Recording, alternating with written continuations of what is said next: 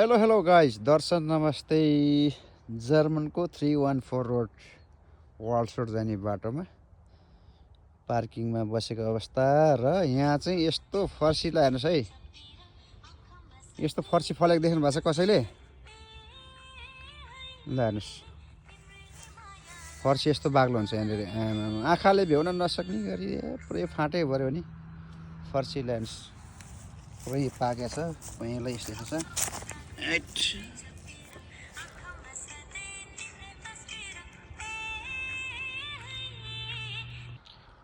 यता चाहिँ स्याउ, अस्ति आउँदा यहाँ लटरम्मै स्याउ फलेको थियो, पुरै झुत्तै थियो। अहिले चाहिँ पाकेको अवस्था, पुरै रातो रातो भएछ, झरेछ कतिपयहरू है, भुइँमा यसो झरेछ, पाकेर झऱ्यो होला। यहाँ कसैलाई मतलब छैन यो स्याउ,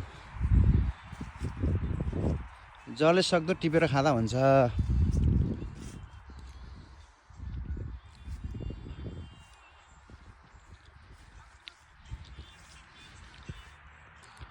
यो चाहिँ अर्कै स्टाइलको बोट देखियो। यो चाहिँ जहाँ सक्लाग्छ नस्पति हो कि के हो, यस्तो छ।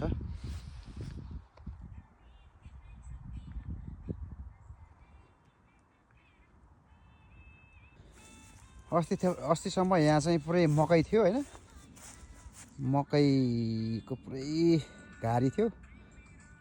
मकै उठाएर पनि खन्जोत भइसकेछ। यो फर्सी बारीदेखि पारिपट्टि डाँडा देखेको चाहिँ स्विजरल्यान्ड हो। यो फर्सी देखेको चाहिँ जर्मन। अहिले म चाहिँ जर्मनको यो फर्सी बारीदेखि भिडियो बनाउँदैछु है त।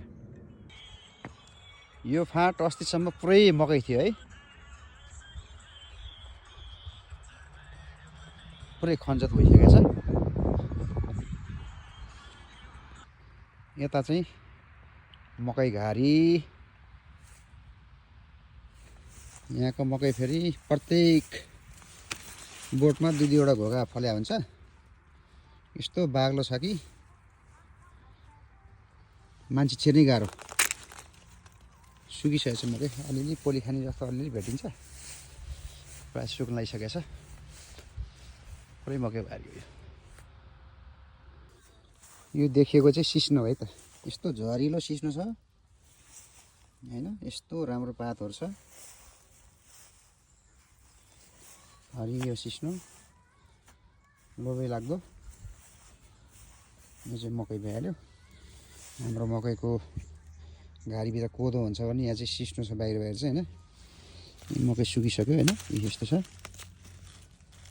यस्तो ठुलो ठुलो भयो।